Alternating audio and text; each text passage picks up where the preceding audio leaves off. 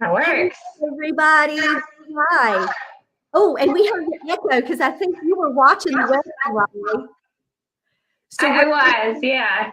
So we're hearing that double loop. That's what happened with Ruth. Welcome to our first session of our WWJ conference for 2022. I'm starting to see people popping in. I'm really excited to have all of you here. And I'm honored to introduce you to my dear, lovely friend, Riley Croft, who is also a monarch. So welcome, Riley. Well, thank you. I'm so excited. When you asked me to speak, I was like, what am I going to talk on? And this came to me. So I'm super excited to share with you. I'm a teacher too and a writer. So some of the ways I can use PowerPoint and tech tools to really reach your readers in some unique ways. If you can see my screen, you'll also see a QR scanner, and that might be kind of crazy, but you can pause the screen later and scan it. It'll take you to a template for what we're talking about today if you want to make one of your own later. We'll also post a link. We'll make it easy both ways. So the YouTube description, I was going to add that there. So to help with our session today, grab a journal because Riley's going to be sharing a lot of great tips for us. And don't have any fear about learning how to do this because she has built that template that is step by step. It gives you a lot of the how-to. But I also want you to remember that this is being recorded. So you will be able to go back and pause and play because with tech, I need that in my life. Yes, so I'm not going to do anything too crazy. Hopefully I don't go too fast or anything like that. And again, you can always pause the video. So how our sessions is going to go, I'm dropping off, but I'm down below in the studio. So it's just Riley with you guys. I'm going to let every author introduce themselves and talk about their lives, and then they can start in and share their knowledge. So bye, Riley. It's just you. Perfect. What I want to challenge you guys today is maybe even in the chat as you're introducing yourselves, because I know this is the first session of the day, putting down what your work in progress, some kind of generalized idea, because that will help you sort of customize your escape room. And when we talk about escape rooms, we're talking about unique ways to interact with your readers. And you can create an escape room based on your book. I mean, think of this as a launch party. Think of this as meeting readers at a bookshop somewhere. You can have your laptop up. They could be playing the game, or maybe you can give them a link like I've done here with this QR code, and they can play it on their own later. You can put it on your website. There's just so many ways to create this sort of unusual experience for your readers. And even if it's not a book, if you want to do this for a short story to get someone into a series or whatever, it's just, there's so many applications of this. So hopefully we're going to have some fun today. First thing you need to know about is creating your own escape room virtually. And what I encourage you to do in the chat box was visualize the scenes that are important in your book or your novel. And you want to use those as sort of the template for your escape room. You want to select free images. I think this part is really, really important. You can't just grab random pictures on the internet. One of the ways you can get around that is to make sure that the images are free. PowerPoint has an insert feature where you can select photos that are allowed to be used with PowerPoint. You could use something like Unsplash or Canva. There's a lot of different places that you can go to get images that will be allowed for a presentation. You can also take your own. I think this would be kind of unique if you got a photographer's eye. Taking your own picture is one of the perfect ways to make sure there's no issues with the images you're using. Then we're going to be talking about, oh, my numbers are off. Well, 4 should be 3. Layering your images with interactable objects, things that you can interact with. And then 5, creating unique actions. And then inserting or recording sounds. We're going to talk about that today as well. And then we're going to let the readers play the game by uploading it. It's like a little QR code right here. So you can come back and see these steps later, but this is stuff for you to think about. I'm just kind of show you as we go. So once we have our background images, our scenes sort of set, we're going to think about our characters. I love using Bitmoji because unless you're an artist and can draw cartoons, one of the best ways to do it is to simply use Bitmoji. You can actually personalize your characters and turn them into characters you can move around on the screen. You can either have the original Bitmoji, which is just standing up, or you can do what they call stickers, and then you can edit out the sticker, just like I've done here. I don't know if you guys can like see like the girl sitting versus the girl with like the lotus flower behind it. You know, you can edit it out. You can get a little more perfectionist than what I've been, but bottom line is like you can take these characters, they move around, and it gives a little bit of life to your escape room. And it lets your readers meet your characters. What do they look like? You know, so it's a fun way to add the characters into the scene. Then we build our escape room. So we're actually going to start with the escape room now. I want to see if I can use my phone to see what the live comments are. All right, well, maybe I'll check on it later. But here we go. So this is the escape room. I've layered it. My book, I'm a Monarch author. My book will be coming out in May of 2023. And I'm kind of using the scene from my book. It's sci-fi, futuristic, where, you know, you're allowed to access the internet through your mind. So my main character here is trying to connect to a library of forbidden books in her own head.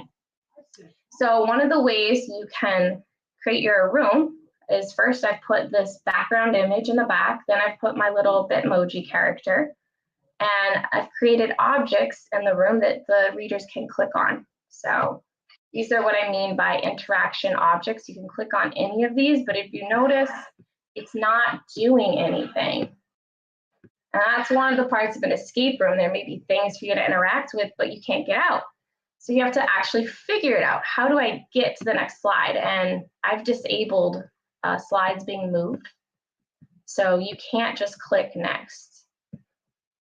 Does anyone know what they should be clicking on? It's not these objects.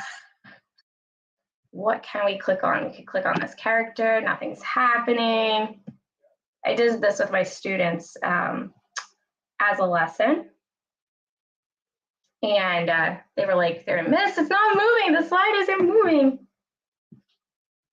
Looking at the chat, I don't see anyone, but okay, so the word connect says connect to the library. The word connect and only, yes, the hyperlink, but only the word connect. So if you look, this has nothing, only this word. And then you're allowed to go to the next slide. So a couple things I want you to notice in this particular, I've changed the background. So now she's in a forbidden library. You can create a TV with a little video insert link. Yeah, and you had it right, the text. You can create a little video. I was thinking what would be great here in this spot is if you uploaded like a promotional video for your book.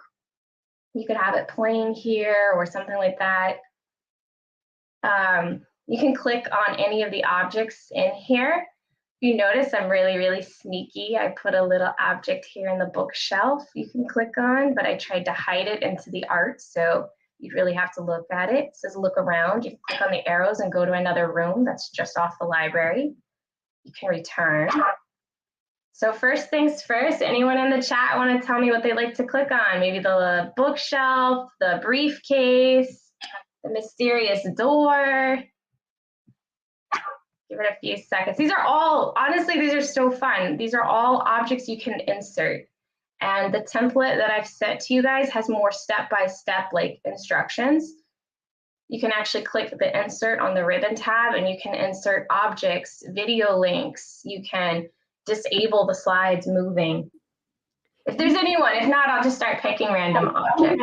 Briefcase and the green thing at the door, you're coming in quick from different places. So I can show you, I can pop in and let you know. So you've got briefcase, bookshelf, and the green thing at the door. All right, green thing at the door.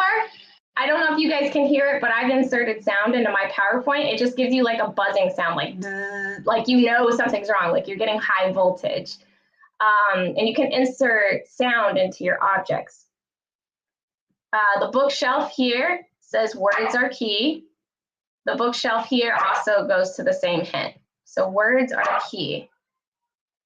And I think someone said briefcase. So if you click on the briefcase, it takes you to an actual briefcase with numeric. We'll actually have to figure out what the code is to unlock it. Okay, we have the picture beside the door. We do, and it doesn't unfortunately do anything. You can add in here things like this where like it moves. This one does not, so nothing moves here. There is a chest of drawers. It doesn't lock. It doesn't open. The books don't just tell you that words are key. So we're down to words are key. So on this slide, I would kind of shortcut it for you guys. What could be it? What should we click on this slide? And I drive my students mad when I do this to them for like introducing a new novel. They both love and hate it because they're like, nothing's working, but it's there. Trust me. And kind of imagine this for like a launch party for your book. Like you have this all set up, you know, your readers can interact with it. You can have them in teams. You could do like a virtual launch party like this. Anyone have anything you want to do? It's right here. I swear to you guys, what you need to click on is right here. Tish said click on the book or the word or a code, said Ann. It's a word. Words are key. So we have words here to the side. Which one? Click on the word key. It's key. You got it. I was like, it's gonna be. All right. So here you have to figure out what key to click on. Otherwise, it just emptily clicks. And what key should we click on, ladies and gentlemen? There's a specific one. Did you remember the visual from the previous scene? Okay, I know it. I already see it, but I was purple first. It's my favorite color, but I want to see it. You see it? Yeah. Do you do escape rooms, Jen? Have you ever done those? Yes, the green. The green said Ann. It's the green. It's the green. All right, so you got into the office, and now what? What's behind the curtain? Anyone? Someone's put the green. Ant's good at this. So in this particular scene, I just, I could have edited this Bitmoji to get rid of the portal over her head, but I thought it was kind of fun with the sci-fi theme of my particular book. I could have added more objects in here as well, but this is sort of like a base sketch for you all. I've spent at least 8+ hours on some of the ones I've made. So when it's your own book, you know, you can go as simple or as crazy as you need to. I'm not seeing anything in the chat, so I'm just going to give you guys a little hint. You can click around in here, but it'll be on the back of the laptop. Yeah, on the back of the laptop. Ruth just said the little pic on the laptop. Yeah, 1, 2, 3. So now we know our code, and I programmed this little button to return us back to the library. And then now we can enter it on our briefcase, and we have unlocked. So you have to do it in the right order, otherwise you keep like getting the screen on repeat. How did you do that? That's the question. Oh, that slide. Okay, that's the one. If you do anything with like a lockbox, I explain it in my template, but that one's going to take you some time and a little bit of a headache. You have multiple, I don't know if I can do exits, like if I could do a presentation mode. Can you guys see this to the side? Because, yeah. Right, do you see how many like slides I have for a simple 1, 2, 3? So what I've done is I programmed certain numbers. Like if you click on it in the right order, it goes to here. And if you click on it on any other order, it just returns you in a loop between 2 slides. So it's a little bit annoying. So the more complicated ones, they require a little more time. But once you have them set, it becomes pretty easy. I say you start with the path of your correct key first, and then you insert slides that are the return slides. Like if you click on anything. I love that because you can go 1 and then it links to the next slide. You go 2, Google Docs to the next. I love We're literally just using hyperlinks. That's all we're doing. So here you can't escape unless you click on my icon. I did put here any questions, if there's any immediate questions about this, but I think the next slides give you more like detailed specifics. But just like on first cuff, like, are there any questions, or maybe you could put down any ideas of how you could use something like this for yourself? Or we could do Q&A at the end too, but just maybe you could preload the questions in the chat so we can go over them. This is what, if you decide like, wow, this is a little too complicated for me, there's also the idea of doing like a physical escape room. Here's some of my favorites, cutting up a physical puzzle, like you can print an image, it could be a map, it could just actually be a plain piece of paper that you've written in black light ink. You cut it into puzzle pieces and you hide the puzzle pieces in envelopes around the room. Decorating with what you have for authenticity, you don't have to go crazy buying objects. I do feel like you should get a word lock and a number lock. I also like book locks. They're just like, they look like physical library books, but they have like they have like you open up the book and there's a lock inside. The number lock is what we call a realtor's lock. You see them sometimes. Realtors will use them to lock up houses because you put in the right code and out comes a key. You can also, I've done this before with like physical escape rooms, Remind 101, you can send text messages from the villain's point of view or the main character, giving hints to the guests whenever, to their phone, giving them like hints. You can have objects that have to line up with a specific code. So these are like a physical lock room idea, just to get yourself started. That would be another idea for a launch party. These are very fun consuming ideas. You can create scenes from your book, and you can do the same thing by putting the background, the characters, the images, and you can create like little images here on PowerPoint and then turn it into like a photo. Like, here's all my characters together. I don't know what it is about Bitmojis, but they're fun, they're cute, they catch people's eye. You could turn them into a meme. You could do using cartoons and the background, like what I've done here. You can turn them into like a little miniature comic book using Canva. They have a comic book feature. So I didn't like put all the specifics in here, but if you download this little template, this little QR here, I give you like behind the scenes, how to insert the icons, how to add the objects, how to prevent your readers from just clicking straight through. Because if you click straight through my PowerPoint, it's like chaos. This doesn't make sense. So you actually physically have to disable the click-through ability of PowerPoint. And you use this tab a lot, this insert tab, insert an action right here. You click on the object and you have to insert an action. You can add sound, images, but I go over this like screenshot detail with my sample. So you have this, but with more detail on how to be, how to create yours. So a lot of the hard work's done for you. You can just like delete my background and you can add your own. You can delete my characters. You can leave these objects if you want. They already have actions, or you can edit them. So it's like you can build off of a template. Check my time here. I'm 8:20. That gives us enough time for questions if you guys have any you want to give me. Okay, I can get some questions. So Ruth missed the very beginning, and she said, what program are you using for the escape room? PowerPoint. Super simple. So I know you love PowerPoint. What have you ever used any other platforms for escape rooms? Google Slides, I just have to learn. I'm sure they have the same functions. It's just a matter of learning where they are on the ribbon. This is what we call the ribbon. It's up here. Google Slides has similar functions, but I like PowerPoint the best just because you can go to, like, I can take, for example, my person here. I can hit insert and then I put an action and I can create a hyperlink to another slide. That's how all the clicking works. I could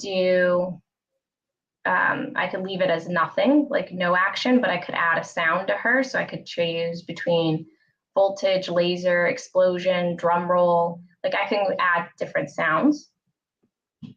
If I wanted to, behind her, I could insert audio, and you can record yourself reading something or saying something. You could add music to the background, and you just hide it. Layering is where, I think I mentioned layering too. Layering is where you send things to the back. So I can move her to the front, or I can send her to the back and she disappears.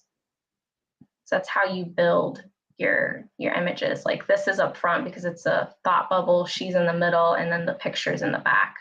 So you create those layers to kind of make it feel like it's one room. Can you use multiple characters? Yes, and you absolutely can. So this is where you would go to Bitmoji or any other site that kind of creates, you can create avatars, and you can put multiple characters in. I've actually done these before where I've had students create their own characters for themselves, and they put them into the slides, and I have like 25 Bitmoji characters on a slide. It gets a little crazy, but You know what? If you escape room in your new, you can ask your reader to send you their Bitmoji. yeah, here's my description. Here's my description of my characters. Can you guys design me a Bitmoji for them? Like, what a fun way to get your readers to really fall in love with your characters and your character descriptions. So Ruth's also going to go into education. So yeah. Oh, Michelle said there's a lot of feedback because she's got her YouTube up. So I think she's looping the YouTube, right? Oh, I'm sorry. Let me fix that. I Got think it on silent. Is that better? let's see. Yes. Sorry about that. Because she's trying to look at chat. So I think that's why. Thanks for letting me know, y'all. All with me. Well, we might still have a little bit. I don't know. We'll see. I could share the template that I let them download. I don't know if I can still. It's in the chat. I can put it in the chat. I can go ahead and do that. Yeah, because that one shows the nitty gritty specifics too.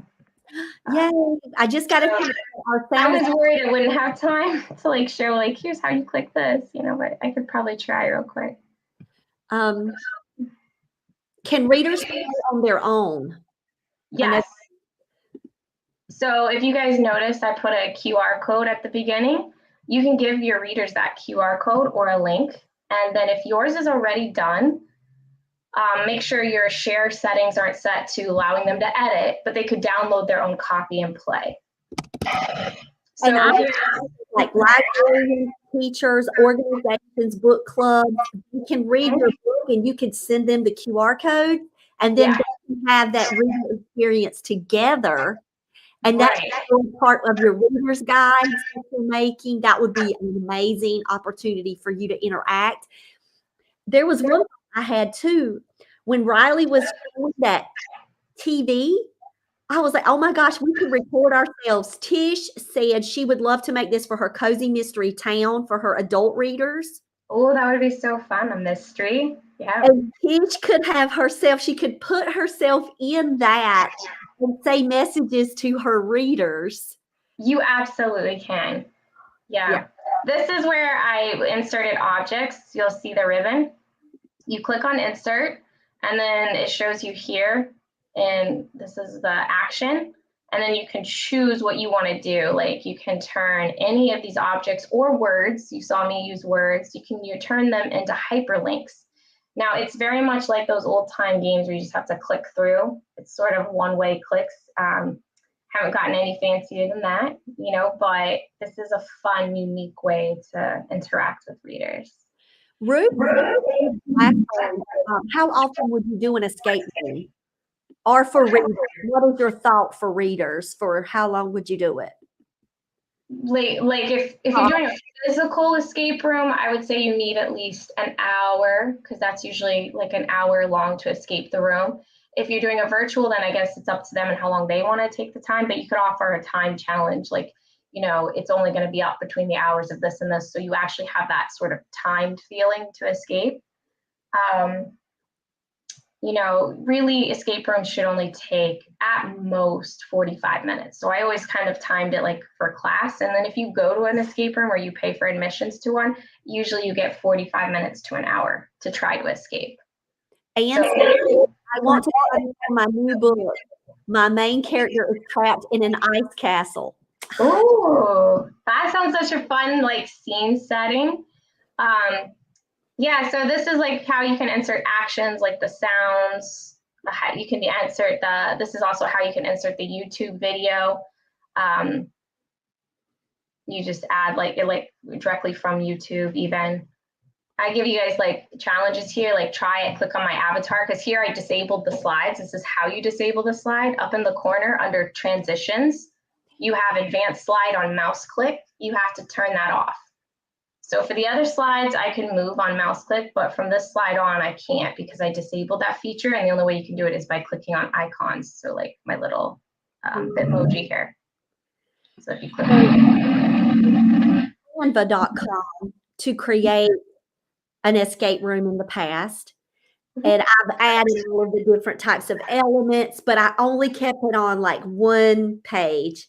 And when I clicked into the element, it took me to a Google site. Yeah. So then on the Google site, I kept everything hidden, so it would only be the clues there. Right. I tried to do a Prezi one time. I used that a long time ago. We've done the Google slides as an escape room at my school in the past, but I really like the way this one's looking. Thanks.